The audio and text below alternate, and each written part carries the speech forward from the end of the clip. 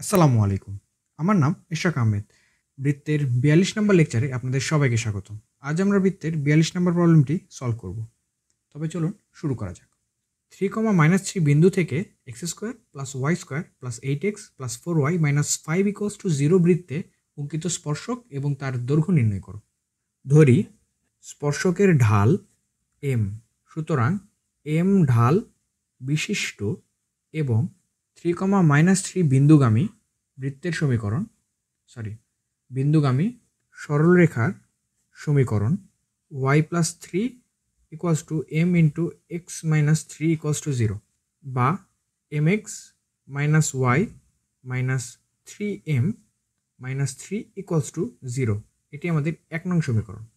এখানে প্রদত্ত বৃত্তের কেন্দ্র C হল x এর সহগ /-2 অর্থাৎ 8/-2 এবং y এর সহগ 4/-2 অর্থাৎ কেন্দ্রের মান হবে -4 -2 এবং ব্যাসার্ধ r হবে 4² + 2² + 5 অর্থাৎ 16 + 4 + 5 = √25 বা ব্যাসের মান 5।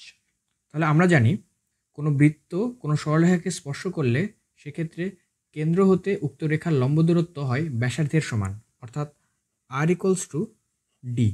এখানে r এর ভ্যালু 5 এবং d অর্থাৎ লম্ব দূরত্ব হবে mx, x এর ভ্যালু -4 হলে -4m - y, এখানে y এর ভ্যালু মাইনাস অর্থাৎ মাইনাস মাইনাস হয় +2 -3m - 3 এবং নিচে √x এর সহগ m এর স্কোয়ার এবং y এর সহগ -1 এর স্কোয়ার 1।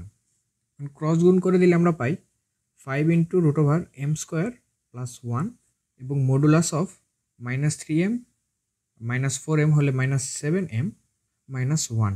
উভয় পাশে স্কোয়ার করে দিলে আমরা পাই 25 × m² + 1 = 7m + 1 হোল স্কোয়ার। একে বিস্তৃতি করলে আমরা পাই 25m² + 25 = 79m² + 14m + 1। 25m² ওই পাশে গেলে থাকে 24m² এবং 25 ওই পাশে গেলে থাকে -24 আর মাঝখানে +14m = 0। একে ক্যালকুলেটরের সাহায্যে মিল টার্ম করলে আমরা পাই m এর দুইটি ভ্যালু 3/4 এবং -4/3।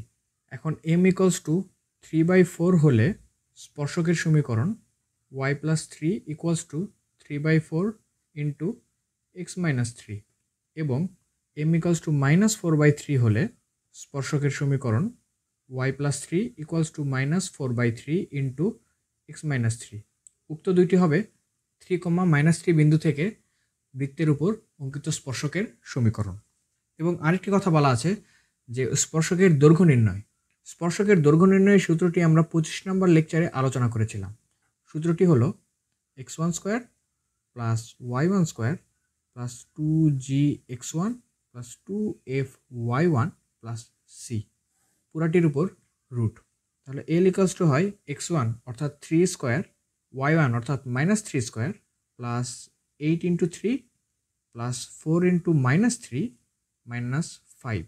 তাহলে আমরা পাই 9 + 9 + 24 - 12 - 5।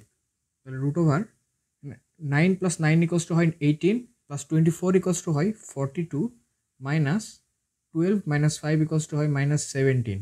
তাহলে 42 - 17 = হয় √25 অর্থাৎ 5। তাহলে আমরা বলতে পারি 3, বিন্দু থেকে উক্ত বৃত্তের উপর স্পর্শকের সমীকরণ হলো এই দুইটি এবং উক্ত বিন্দু থেকে অঙ্কিত স্পর্শকের দৈর্ঘ্য হলো 5 একক। তাহলে আজ এ পর্যন্তই, দেখা হবে পরের কোনো ভিডিওতে। এতক্ষণ আমাদের সাথে থাকার জন্য ধন্যবাদ।